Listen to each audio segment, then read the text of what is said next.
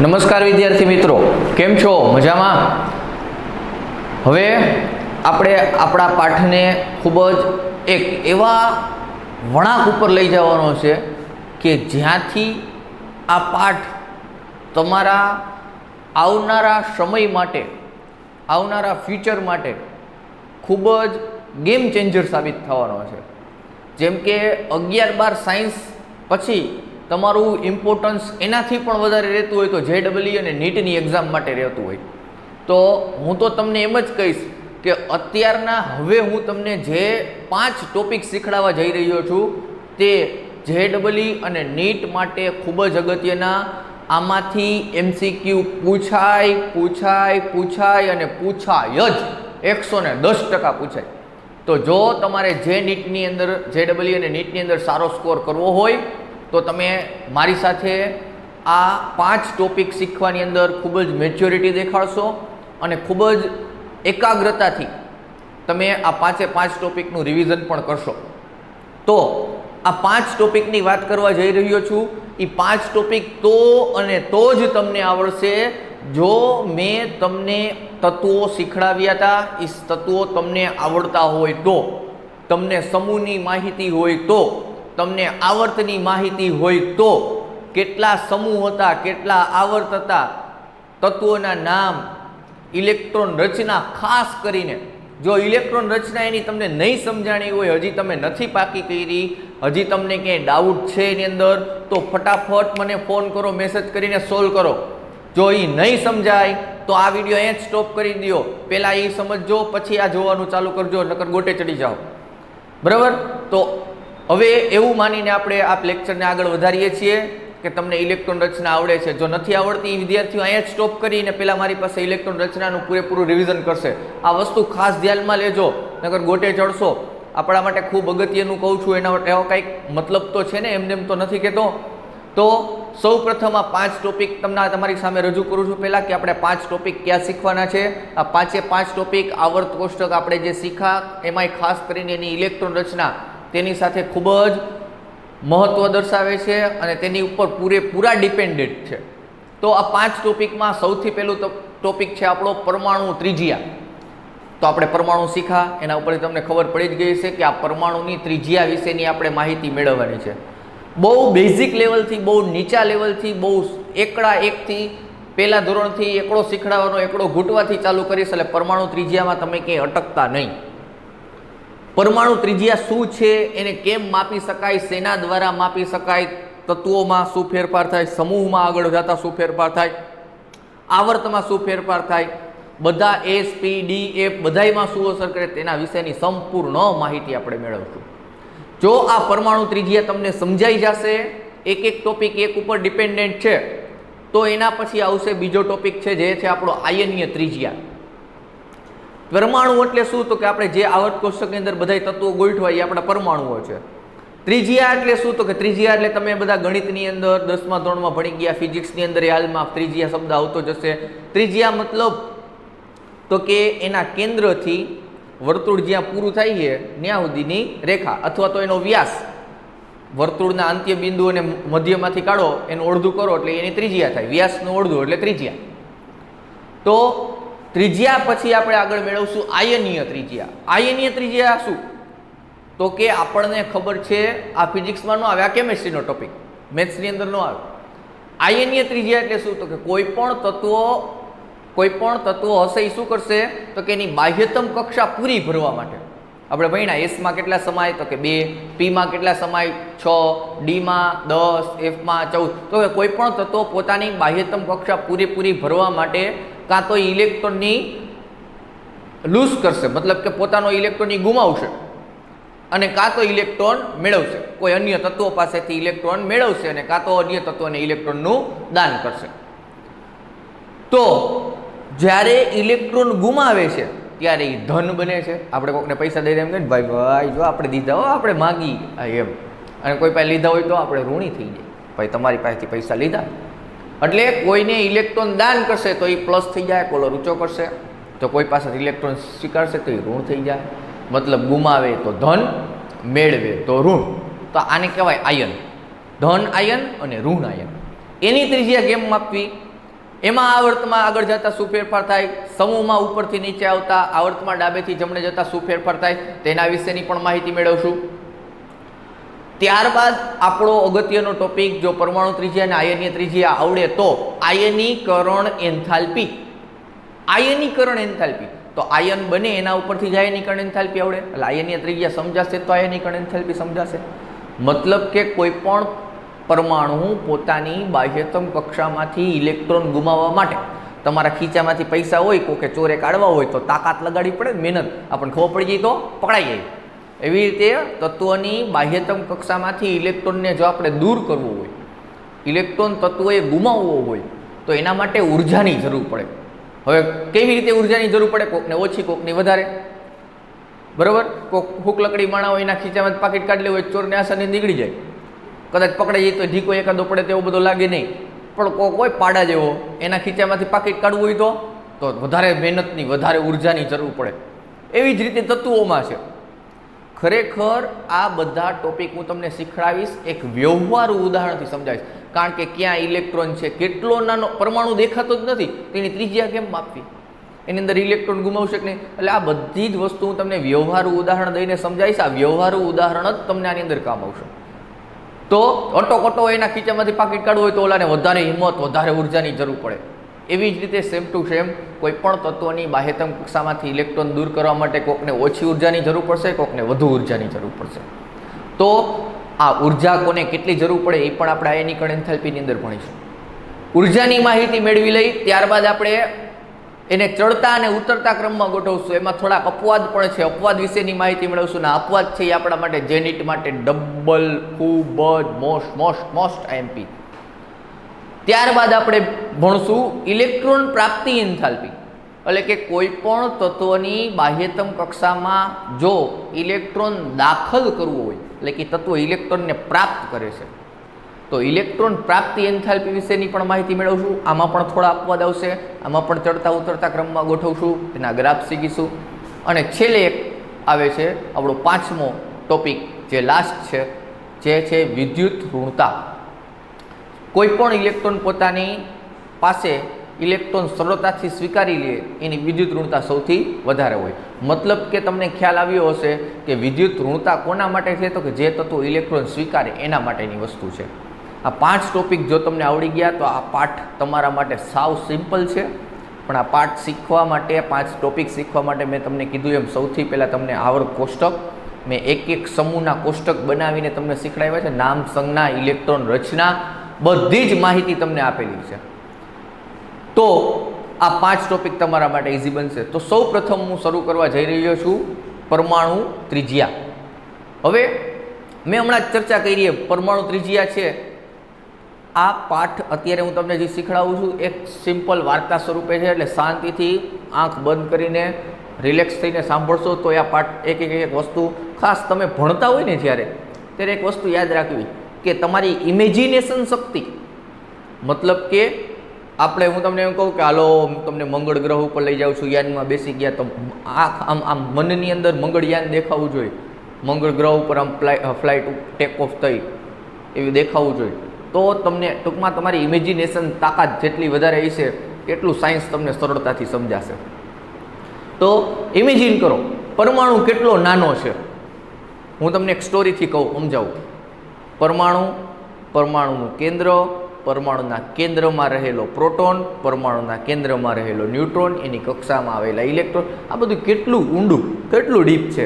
એક હાથી લ્યો, હાથી એટલે માનો લોખંડનો ટુકડો લીધો, હાથીના પગ ઉપર બેઠેલી કીડી ગોતો, એટલે લોખંડના ટુકડામાંથી એક લોખંડનો પરમાણુ ગોતવો. હાથીના પગમાં કીડી ગોતવી, લોખંડનો ટુકડો લીધો, એનામાંથી એક પરમાણુ ગોતવો. હાથીના પગની કીડી ગોતી, આ કીડીનો પગ ગોતવો. કીડીનો પગ ગોઈતો, કીડીના પગની એક આંગળી ગોતવી, એની આંગળી ગોતી પછી એનો નખ ગોતવો અને નખમાં રહેલો મેલ ગોતવો. એટલે પરમાણુના કેન્દ્રમાં પ્રોટોન, ન્યુટ્રોન અને તેની કક્ષાઓમાં રહેલા ઇલેક્ટ્રોનની માહિતી મેળવે. આટલું ડીપમાં છે.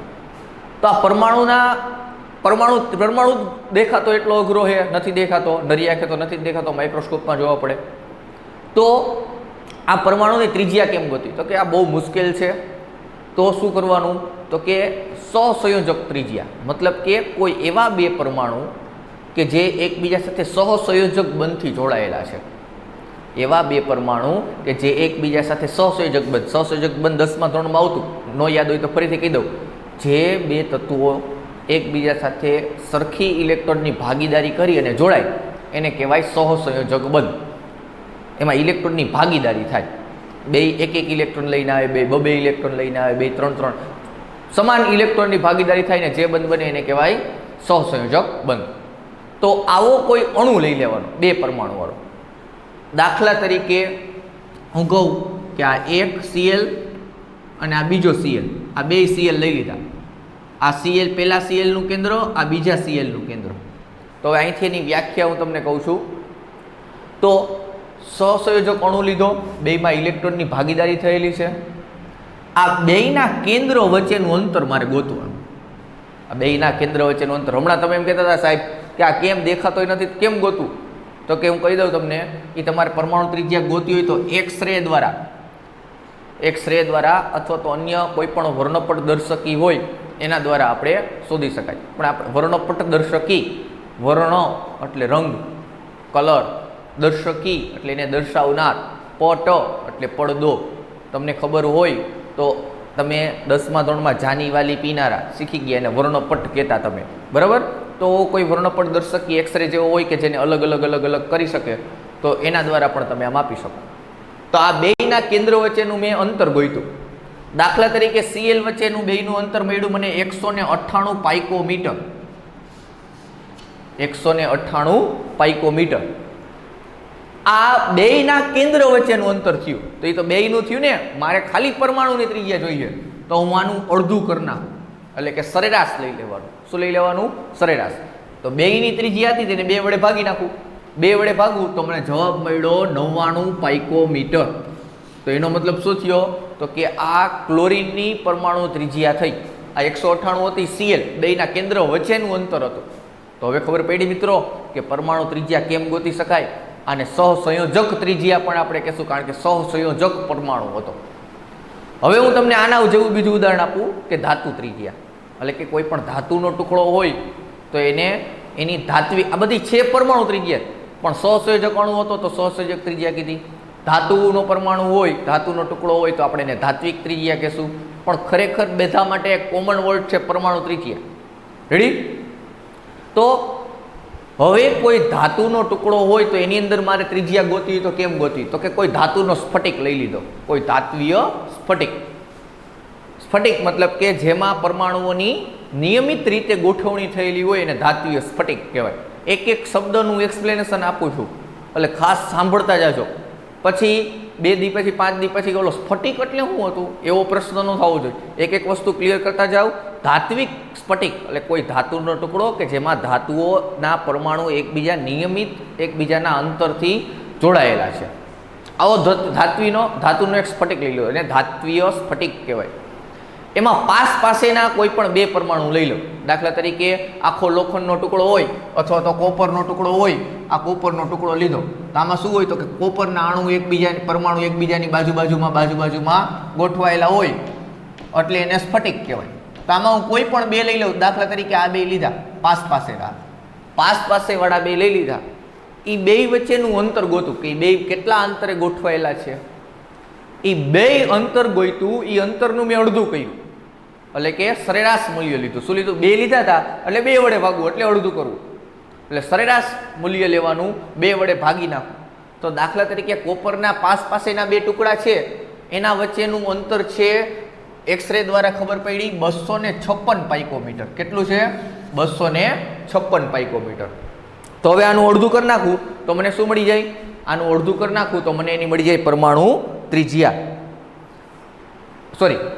ધાત્વિક ત્રિજ્યા મને આના ઉપરથી એની મળી જાય.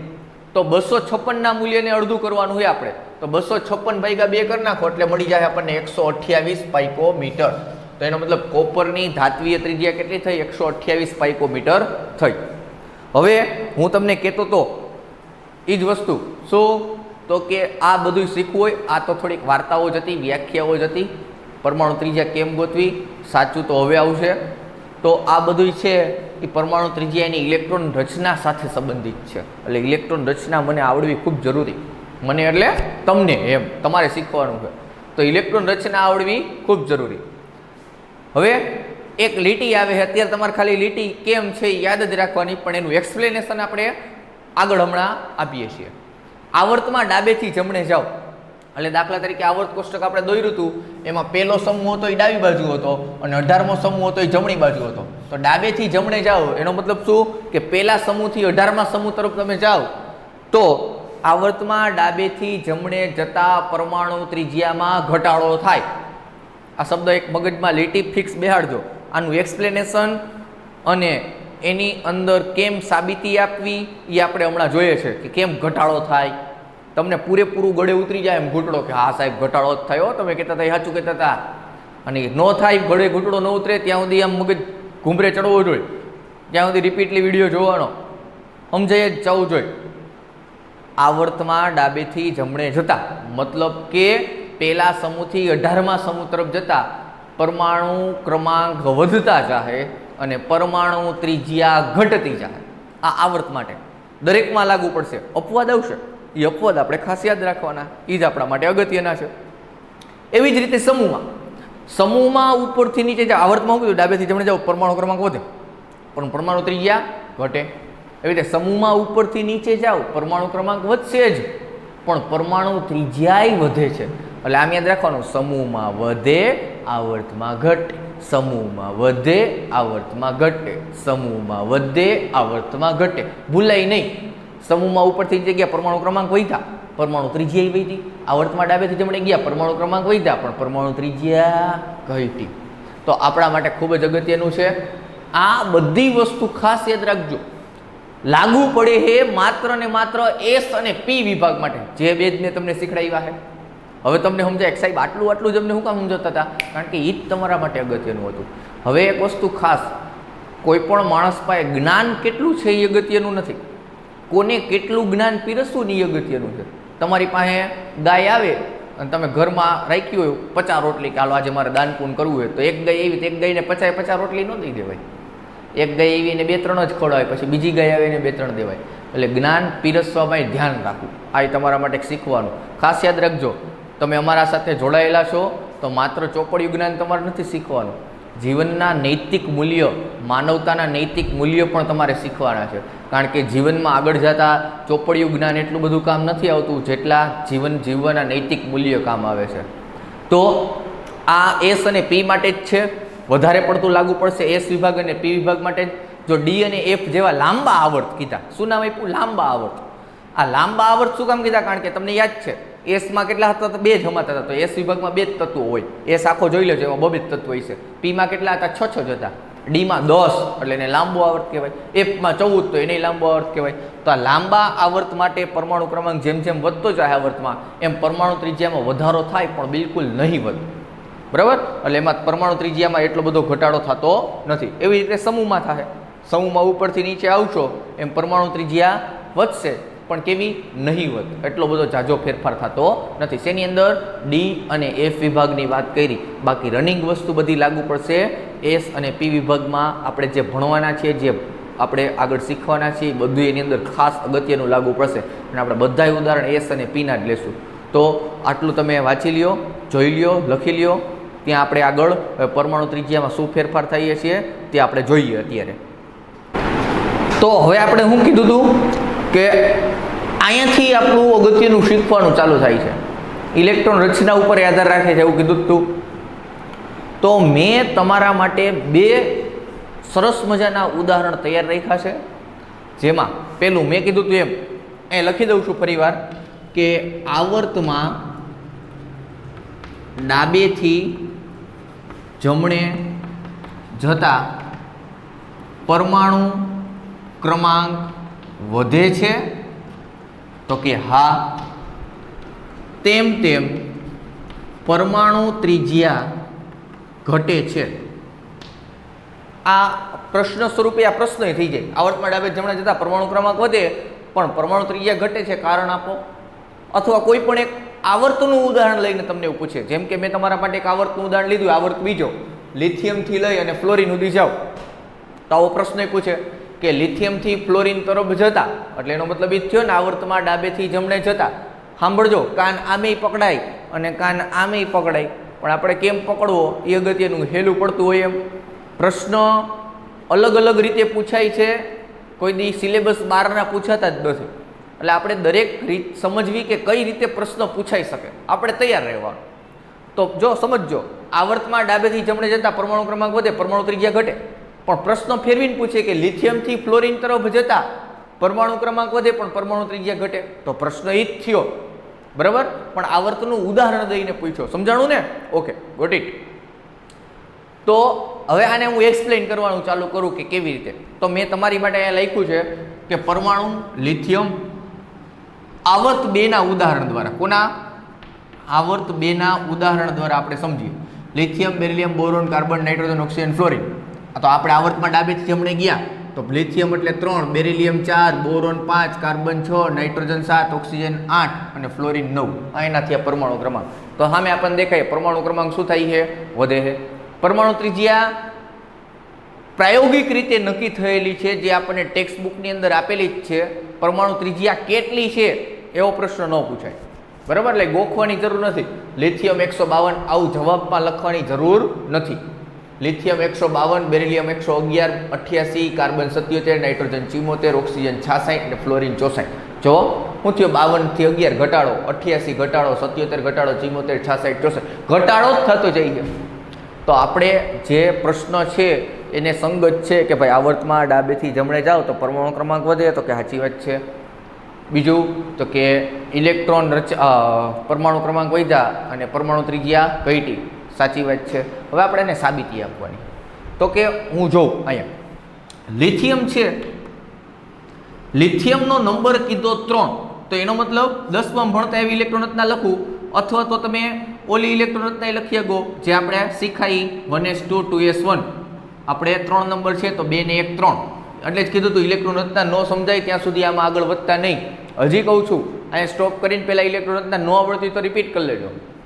બેરિલિયમ 1s2 2s2, 2s2 ભરાઈ જાય, પછી બેરિલિયમથી આગળ જાય બોરોન, તો 1s2 2s2 અને શું આવશે? 2p1. પછી કાર્બનમાં 2p2, પછી નાઇટ્રોજનમાં 2p3, ઓક્સિજનમાં 2p4, ફ્લોરિનમાં 2p5. આ ઇલેક્ટ્રોન રચના ઉપર જ આખું સમજવાનું છે. દાખલા તરીકે હવે આમાં વાત છે પરમાણુ ત્રિજ્યાની. તો જુઓ, 3માંથી 4 એટલે ત્રીજા પરમાણુ ક્રમાંકમાંથી ચોથા પરમાણુ ક્રમાંકમાં પહોંચ્યા તો ઇલેક્ટ્રોન વધ્યો. કારણ કે મેં તમને એક વસ્તુ ખાસ યાદ રાખવાની કીધી હતી કે જેટલો પરમાણુ ક્રમાંક એટલા એની પાસે શું હોય? ઇલેક્ટ્રોન હોય. આવું કીધું હતું ને? હા, યાદ આવ્યું ખરા. તો 3માંથી 4 થયા તો પરમાણુ ક્રમાંક વધ્યો, તો ઇલેક્ટ્રોન એ વધ્યો ને. 3 ઇલેક્ટ્રોન હતા એને બદલે 4, એટલે કે જેટલા પરમાણુ ક્રમાંક એટલા ઇલેક્ટ્રોન. 3 નંબર હોય તો 3 ઇલેક્ટ્રોન હોય, 4 નંબર હોય તો 4 ઇલેક્ટ્રોન. તો નવો ઇલેક્ટ્રોન ઉમેરાણો. તો જોવો જી, કયા ક્વોન્ટમાર્કમાં? મેં તમને ક્વોન્ટમાર્ક એટલે કીધું હતું n બરાબર ક્વોન્ટમાર્ક કહેવાય, એટલે એનો આવર્તનો નંબર હોય. શેનો નંબર હોય? આવર્તનો. એટલે કે લિથિયમ છે એનાથી પહેલી અને બીજી કક્ષામાં ઇલેક્ટ્રોન છે. કઈ કક્ષામાં? 2s છે, એટલે બીજી કક્ષામાં છે, બીજો ક્વોન્ટમાર્ક છે. તો લિથિયમથી બેરિલિયમમાં આવો તો 2s1માંથી 2s2 થયું, એટલે કે 1 ઇલેક્ટ્રોન વધ્યો. લિથિયમનો નંબર 3 હતો, એમાંથી 4 થયો, એટલે 1 ઇલેક્ટ્રોનનો વધારો થયો ને. તો ઇલેક્ટ્રોન વધે તો શું વધે? તો કે પ્રોટોન વધે. શું વધે? પ્રોટોન. તો અહીંયા ઇલેક્ટ્રોન હતો અને બેરિલિયમમાં આવ્યા તો ચોથો ઇલેક્ટ્રોન આવ્યો, તો અહીંયા ને અહીંયા જ આવ્યો ને બીજી જ કક્ષામાં. મતલબ કે કેન્દ્રથી દૂર ગયો ના, કેન્દ્રથી જ્યાં લિથિયમમાં હતો એટલા જ અંતરે બેરિલિયમમાં છે. તો મતલબ પરમાણુ ત્રિજ્યા વધી નહીં અને પરમાણુ ત્રિજ્યા ઘટી નહીં. ફરી એકવાર કહી દઉં, આ કેન્દ્ર અને એની છેલ્લી કક્ષા, આ વચ્ચેના અંતરને કહીએ આપણે પરમાણુ ત્રિજ્યા. આ કેન્દ્ર અને એની છેલ્લી કક્ષા, એના વચ્ચેના અંતરને કહી દઈ પરમાણુ ત્રિજ્યા. તો આ અહીંયાથી જેટલું અંતર થતું હતું પહેલી અને બીજી કક્ષા, આ પહેલી અને બીજી કક્ષા, ઇલેક્ટ્રોન વધ્યો પણ એ એકને એક કક્ષકમાં જ ઉમેરાણો, એટલે ક્વોન્ટમાર્ક 2માં જ ઉમેરાણો. મતલબ ત્રિજ્યામાં વધારો થતો નથી, પણ આપણે તો શું સાબિત કરવાનું છે કે ત્રિજ્યા ઘટે, કારણ કે જો 152 માંથી 111 થઈ ગઈ, તો શું કામ? તો હવે અહીંયા ધ્યાન રાખો, પરમાણુ ક્રમાંક વધ્યા તો ઇલેક્ટ્રોન વધ્યા, ઇલેક્ટ્રોન વધ્યા તો શું વધ્યા? પ્રોટોન વધ્યા. તો લિથિયમનો નંબર 3 હતો તો 3 પ્રોટોન હતા, બેરિલિયમનો નંબર 4 થયો તો પ્રોટોન કેટલા થઈ ગયા? 4. સરખા અંતરે આમાં 3 પ્રોટોન હતા, આમાં અંતર એટલું જ છે પણ પ્રોટોન કેટલા થયા? 4. તો યાદ કરો, પ્રોટોન હોય ઇલેક્ટ્રોનને શું કરે? પોતાની તરફ આકર્ષે. તો આના કેન્દ્રમાં 4 પ્રોટોન આવ્યા, અંતર આમાં હતું એટલું જ છે, તો આ પ્રોટોનનું બળ વધ્યું, તો એ પ્રોટોન શું કરશે? ઇલેક્ટ્રોનને પોતાની તરફ આકર્ષે. તો પોતાની તરફ આકર્ષે એનો મતલબ શું થયો? કેન્દ્રથી ક્યાં આવ્યું? નજીક. તો મતલબ આ કક્ષા કેન્દ્રથી ખેંચાણી, નજીક ગઈ. તો શું થયું? પરમાણુ ત્રિજ્યા ઘટી. ફરી એકવાર બોલું છું, આ એક પહેલું ઉદાહરણ છે એટલે થોડુંક ડીપમાં સમજાવી દઉં. હજી એક વખત રિપીટ કરું છું. લિથિયમનો નંબર 3, તો એની પાસે પરમાણુ ક્રમાંક 3, તો ઇલેક્ટ્રોન 3 ને પ્રોટોન 3. ઇલેક્ટ્રોન રચના પ્રમાણે જોવા જઈએ તો બીજા ક્વોન્ટમ આંકમાં એટલે કે બીજા આવર્તમાં એટલે કે બીજી કક્ષામાં છે, તો એમાં જે ઇલેક્ટ્રોન છે એનું જે અંતર છે એનાથી આગળ બેરિલિયમમાં ગયા, એની એ કમ્પેરિઝન કરી, મતલબ કે આમાં કમ્પેરિઝન કરવી પડે, મતલબ કે એને શું કહેવાય? સાપેક્ષ કહેવાય. શું કહેવાય? સાપેક્ષ. તો બેરિલિયમમાં ગયા તો 1 ઇલેક્ટ્રોન વધ્યો, 3 માંથી 4 થયા, પણ ક્યાં ઉમેરાણો? તો કે બીજી જ કક્ષામાં ઉમેરાણો, એનાથી દૂર ગયો નથી, તો બીજી જ કક્ષામાં. તો આના કેન્દ્રથી છેલ્લી કક્ષાનું અંતર ને આના કેન્દ્રથી છેલ્લી કક્ષાનું અંતર, બેયના અંતર સરખા જ રહ્યા. તો અંતર સરખા જ રહીએ તો પરમાણુ ત્રિજ્યા વૈધી ન કહેવાય ને ઘટી ન કહેવાય. પણ ઘટી આપણે કહીએ તો શું કામ? તો કે જેટલા ઇલેક્ટ્રોન હોય એટલા જ હોય પ્રોટોન. તો આમાં 3 ઇલેક્ટ્રોન હતા, 3 પ્રોટોન હોય, પણ આમાં 4 ઇલેક્ટ્રોન તો 4 પ્રોટોન. પ્રોટોનની સંખ્યા વધી, તો પ્રોટોન શું કરશે? ઇલેક્ટ્રોનને પોતાની તરફ ખેંચે. એટલે ઇલેક્ટ્રોન પોતાની તરફ ખેંચાણું, મતલબ જેમ જેમ આગળ જાશું એમ હવે તમને સમજાઈ ગયું કે બેરિલિયમમાંથી બોરોનમાં ગયા તો 4 માંથી કેટલા થયા? 5. તો ઇલેક્ટ્રોન તો એની કક્ષામાં જ ઉમેરાણો, બીજી કક્ષામાં, તો એ દૂર ગયો નહીં. પણ ઇલેક્ટ્રોન 5 થયા તો પ્રોટોન 5 થયા, એટલે હજી એની તરફ ખેંચશે. હજી આગળ ગયા 6 કાર્બનની અંદર ઇલેક્ટ્રોન થયા તો એને જ કક્ષકમાં ઉમેરાણા, એટલે કેન્દ્રથી દૂર નથી જતા, પણ 6 ઇલેક્ટ્રોન થયા સામે પ્રોટોન 6 થયા હતી, પ્રોટોનને શું કરશે? ઇલેક્ટ્રોનને પોતાની તરફ ખેંચશે. એટલે હવે તમારા પાસે ક્લિયર થાય કે લિથિયમથી ફ્લોરિન તરફ જતા પરમાણુ ક્રમાંક વધે છે, તેવી રીતે નવો ઉમેરાતો ઇલેક્ટ્રોન. શું કામ નવો ઉમેરાતો? 3 હોય ને એમાં 4 થાય તો એક ચોથો ઇલેક્ટ્રોન આવ્યો ને, 4 હોય એમાં 5 થાય તો એક નવો ઇલેક્ટ્રોન આવ્યો ને. તો જેમ જેમ આગળ વધતા જાય એમ ઇલેક્ટ્રોન ઉમેરાશે. આ ઉમેરાતો ઇલેક્ટ્રોન એક જ ક્વોન્ટમ આંકમાં ઉમેરાય છે, એટલે કે n બરાબર 2 માં જ ઉમેરાય છે. ક્યાં ઉમેરાય છે? n બરાબર 2 માં જ ઉમેરાય છે, એટલે કેન્દ્રથી દૂર જતો નથી. પરંતુ ઇલેક્ટ્રોન વધવાની સાથે પ્રોટોનની સંખ્યા વધે છે. આ પ્રોટોનની સંખ્યા વધવાને કારણે પ્રોટોન બાહ્યતમ કક્ષાના ઇલેક્ટ્રોનને પોતાની તરફ ખેંચે. પોતાની તરફ ખેંચતા જાય, જેમ જેમ ઇલેક્ટ્રોન વધતા જાય એમ કેન્દ્રમાં પ્રોટોન વધતા જાય. ઇલેક્ટ્રોન ન્યા પડ્યા છે, પ્રોટોન છે પોતાની તરફ ખેંચતા જાય, એટલે જેમ જેમ વધશે એમ પોતાની તરફ ખેંચતા જાય, એટલે જેમ છેલ્લે પહોંચશું એટલે કે આવર્તમાં ડાબેથી જમણે એટલે કે લિથિયમથી ફ્લોરિન તરફ એમ પરમાણુ ક્રમાંક વધશે, પણ તેની અંદર રહેલી પરમાણુ ત્રિજ્યા ઘટશે. હવે આવર્તની અંદર શીખા, હવે આપણી પાસે વધ્યો સમૂહ. તો સમૂહ 1 નું ઉદાહરણ લઈને આપણે જોઈએ. કોનું ઉદાહરણ? સમૂહ 1 નું ઉદાહરણ. સમૂહમાં શું કીધું હતું? તો કે સમૂહમાં ઉપરથી નીચે જસાય, ઉપરથી નીચે જેમ જેમ જતા જાય તેમ પરમાણુ ક્રમાંક તો વધે જ છે. પરમાણુ ક્રમાંક વધશે, પરંતુ કિંતુ બટ લેકિન શું થાય? તો કે પરમાણુ ત્રિજ્યા પણ વધે છે. તો જો હું સમૂહ 1 નું ઉદાહરણ લઉં તો સમૂહ 1 માં કોણ આવે? તો કે lithium, sodium, potassium, rubidium, caesium. તો લિથિયમની ઇલેક્ટ્રોન યાદ કરો. બીજો આવર્તો તો તમે શું કહેતા હતા? 2s1. ત્રીજો આવ્યો તો શું કહેતા હતા? 3s1, 4s1, 5s1 અને 6s1. હવે તમને આના ઉપરથી અંદાજ આવી ગયો છે. તો અહીંયા મેં અહીંયા લખ્યો પરમાણુ ક્રમાંક, એની ઇલેક્ટ્રોન રચના પરમાણુ ક્રમાંક લખો. લિથિયમ 3, સોડિયમ 11, 19, પછી કેટલા ઉમેરવાના? 18 ઉમેરવાના. તો 18 ને 36 ને 37, અને હજી કેટલા ઉમેરશો? 18 ઉમેરશો એટલે કેટલા થશે? તો કે 56 પરમાણુ ક્રમાંક વધ્યા. હવે જો એની પરમાણુ ત્રિજ્યાની વાત કરીએ આપણે તો પરમાણુ ત્રિજ્યા લિથિયમની 152, સોડિયમની 186, પછી પોટેશિયમની 231, રૂબિડિયમની 244 અને સીઝિયમની 262. તો જો પરમાણુ ક્રમાંક વધે છે અને સામે પરમાણુ ત્રિજ્યા વધે, ઇલેક્ટ્રોન રચના ઉપરથી આપણે શીખવાનું છે. કઈ રીતે? તો જો નવો ઉમેરાતો ઇલેક્ટ્રોન, એટલે કે આમાં 3 હતા, અહીંયા થયા 11 ઇલેક્ટ્રોન થયા, એટલે ઇલેક્ટ્રોનમાં શું થયો? વધારો. હવે યાદ કરો, હમણાં કીધું એમ ઇલેક્ટ્રોન વધશે તો સામે શું વધશે? પ્રોટોન એ વધશે, પરમાણુ ક્રમાંક વધશે, ઇલેક્ટ્રોન વધશે, ઇલેક્ટ્રોન વધશે, પ્રોટોન વધશે. તો 3 નંબરમાંથી 11 નંબર થયા, તો બાહ્યતમ કક્ષામાં 2s માં 1 હતો, એ આવ્યો કેમાં? 3s માં 1 આવ્યો. જો ક્વોન્ટમાંક બદલાઈ ગયો. મતલબ કે લિથિયમની અંદર જોવા જાય તો પહેલી અને બીજી કક્ષામાં ઇલેક્ટ્રોન હતો અહીંયા, જ્યારે સોડિયમમાં ગયા તો 3s થઈ ગયું, એટલે કે પહેલી, બીજી અને ત્રીજી. તો તમે જો કેન્દ્રથી ક્યાં ગયા? દૂર ગયા. પ્રોટોન હોય તો નો ડાઉટ પ્રોટોન વધે છે, તો પ્રોટોન છે એને ખેંચશે. આમાં કેમ કીધું આપણે? કેન્દ્રમાં પ્રોટોન વધે છે તો ઇલેક્ટ્રોનને પોતાની તરફ ખેંચે, પણ ઇલેક્ટ્રોનને ક્યાં સુધી ખેંચે? ખીલી રાખી, ચુંબક રાખ્યું, ચુંબક છે એ ખીલીને ક્યાં સુધી ખેંચશે? તો કે એનું ચુંબકીય ક્ષેત્ર હોય ત્યાં સુધી. પણ એ દૂર જતું જાય, દૂર જતું જાય, દૂર જતું જાય, તો ચુંબક એને ખેંચી શકે નહીં. સેમ વસ્તુ અહીંયા થઈ છે. સોડિયમથી પોટેશિયમમાં આવ્યા તો 4s1 ઇલેક્ટ્રોન હતા. જો મેં કીધું તો ઇલેક્ટ્રોન આવડતું હોય તો જ આવડે. તો 4s1, તો પોટેશિયમની વાત કરો તો કેન્દ્ર પહેલી, બીજી, ત્રીજી, ચોથી, તો દૂર જયું ગયું. તો જો સીધું જ દેખાય છે કે પરમાણુ ત્રિજ્યામાં શું થતો જાય? વધારો થતો જાય.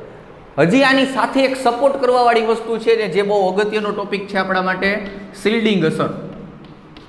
શિલ્ડિંગ અસરનો પ્રશ્ન તો વારંવાર નીટની એક્ઝામની અંદર જોવા મળે. શિલ્ડિંગ અસર, એને બીજું મારી ભાષામાં હું કહું પડદા અસર. શું કહેવાય? પડદા અસર, ઢાલ અસર. શું કહું એને? ઢાલ અસર. શિયાળો હોય, શિયાળો, આપણે અહીંયા રાજકોટમાં રહેતા હોય તો એક સ્વેટર પહેરવાની જરૂર પડે, 2 સ્વેટર પહેરવાની જરૂર ન પડે. શું કામ? ઠંડી એટલી ઓછી છે. તો સ્વેટર આપણને શું કરશે? તો કે ઠંડીની સામે રક્ષણ આપશે. આપણું બોડી પછી ઠંડી, એ બેયની વચ્ચે રક્ષણ આપતી વસ્તુ કોણ? તો કે સ્વેટર. પણ અહીંથી સિમલા ફરવા ગયા હોય તો કે બહુ જાડું અથવા તો 3-4 સ્વેટર પહેરવા પડે, તો બહુ જાડું સ્વેટર લેવું પડે, કારણ કે ઠંડી વધારે, એની અસર વધારે થાય છે. તો આપણે આપણા બોડીને રક્ષણ આપવા માટે ઢાલ કેવી આપવી પડે? મજબૂત આપવી પડે. કોઈ યોદ્ધા લડવા જતો હોય તો સામે તલવારથી બચવા માટે શું કરે? હાથમાં ઢાલ પકડી હોય ને, આમ તલવાર આમ બચે ગમે એમ કરીને. બીજી વસ્તુ, કોઈ આપણા આર્મીના ફોર્સના હોય જવાનો, તો ગોળી ન લાગે એના માટે શું પહેરે? ઓલું જેકેટ પહેરે ને, બુલેટ પ્રૂફ જેકેટ. આ બધી ઢાલ કહેવાય. શું કહેવાય? ઢાલ. તો અહીંયા એક ઢાલ જોવા મળે. શું થાય છે? તો કે આ કેન્દ્રમાં રહેલા પ્રોટોનનું કામ તો હું ગમે એમ કરીને ઇલેક્ટ્રોનને પોતાની તરફ ખેંચવાના. તો આમાં જો એક જ ઢાલ છે, મતલબ કે બાહ્યતમ કક્ષા અને કેન્દ્ર વચ્ચે એક કક્ષક છે, તો આ પ્રોટોનના ઇલેક્ટ્રોનને ખેંચવાની ક્ષમતા દર્શાવે. પણ હવે સોડિયમમાં ગયા તો બાહ્યતમ કક્ષા અને કેન્દ્ર એની વચ્ચે કેટલી ઢાલ આવી ગઈ? 2. તો શિલ્ડિંગ અસર વધી. શું કહેવાય આને? શિલ્ડિંગ અસર વધી. પોટેશિયમમાં ગયા 1, 2, 3, એટલે બાહ્યતમ કક્ષા અને કેન્દ્ર વચ્ચે કેટલી કક્ષક આવી ગઈ? ટોટલ 3. તો એનો મતલબ શિલ્ડિંગ અસર વધી. હવે તમને શિલ્ડિંગ અસર હાવ આસાનીથી સમજાઈ ગઈ છે. સમજાણી કે નહીં? બાહ્યતમ કક્ષા અને કેન્દ્ર વચ્ચે રહેલી કક્ષાઓ જેમ વધારે એમ શિલ્ડિંગ અસર વધુ, જેમ કક્ષા ઓછી એમ શિલ્ડિંગ અસર ઓછી. આપણને સ્વેટર શું કરશે? ઠંડીથી આપણા બોડીને બચાવવાનું રક્ષણ કરશે. એટલે આ કક્ષાઓ વચ્ચેની છે એ શું કરશે? તો કે ઇલેક્ટ્રોનને પ્રોટોનથી બચાવવાનું કામ. બચાવવાનું કામ મતલબ શું? તો કે એને કાંઈ ફડાકા નથી મારવાના. શું બચાવશે? તો કે એ કેન્દ્ર છે એમાં રહેલા પ્રોટોનના ઇલેક્ટ્રોનને પોતાની તરફ ખેંચી ન લે, એના માટે એને બચાવે. એટલે કે એની ત્રિજ્યા વધારવામાં એને મદદરૂપ થાય, જેથી કરીને ઇલેક્ટ્રોનને ત્યાંથી બહાર નીકળવું હોય. કેમ નીકળવું હોય હવે આપણે પછી શીખવા, તો આસાનીથી નીકળી શકે. તો આશા રાખું છું કે તમને આ આપણું પરમાણુ ત્રિજ્યાનો ટોપિક અહીંયા પૂરો થાય છે. આના માટેના MCQ ઘણા બધા આપેલા છે, સોલ્વ કરજો. ન સમજાય તો કોમેન્ટમાં અથવા તો મને પર્સનલ કોન્ટેક્ટ કરજો અને MCQ સોલ્વ કરાવજો. બધા જ વિદ્યાર્થી મિત્રો પહેલાં ઇલેક્ટ્રોન રચના ખાસ શીખી લઈએ, પછી પરમાણુ ત્રિજ્યા. નેક્સ્ટ પીરિયડમાં આપણે આયનીય ત્રિજ્યા વિશેની માહિતી મેળવશું. જો પરમાણુ ત્રિજ્યા તમને આવડી ગઈ તો હું અત્યારથી જ તમને કહી દઉં કે આયનીય ત્રિજ્યા તમને આવડી જ ગઈ, વાંચી જ લેજો. જેવી પરમાણુ ત્રિજ્યા છે, જેમ આમાં કીધું આવર્તમાં ડાબે જમણે જતાં વધે, પરમાણુ ત્રિજ્યા ઘટે, સમૂહમાં ઉપરથી નીચે જતાં વધે, એ જ વસ્તુ આયનીય ત્રિજ્યામાં લાગુ પડે. એટલે આ સમજાઈ ગયું તો સમજી લ્યો, એ તમને સમજાઈ ગયું, આગળ વાંચી શકો છો. બરાબર? આ નથી સમજાણું તો એમાં પણ ડિફિકલ્ટી રહેશે. સૌ પ્રથમ તમારું કામ છે ઇલેક્ટ્રોન રચના શીખવાનું, કારણ કે મેં ઇલેક્ટ્રોન રચના ઉપરથી જ આ તમને સમજાવ્યું છે. જો ઇલેક્ટ્રોન રચના ન સમજાય તો આ સમજાવાતું નથી. તો ત્યાં સુધી રજા લઈએ. ધન્યવાદ, ખૂબ ખૂબ આભાર. જય શ્રી કૃષ્ણ.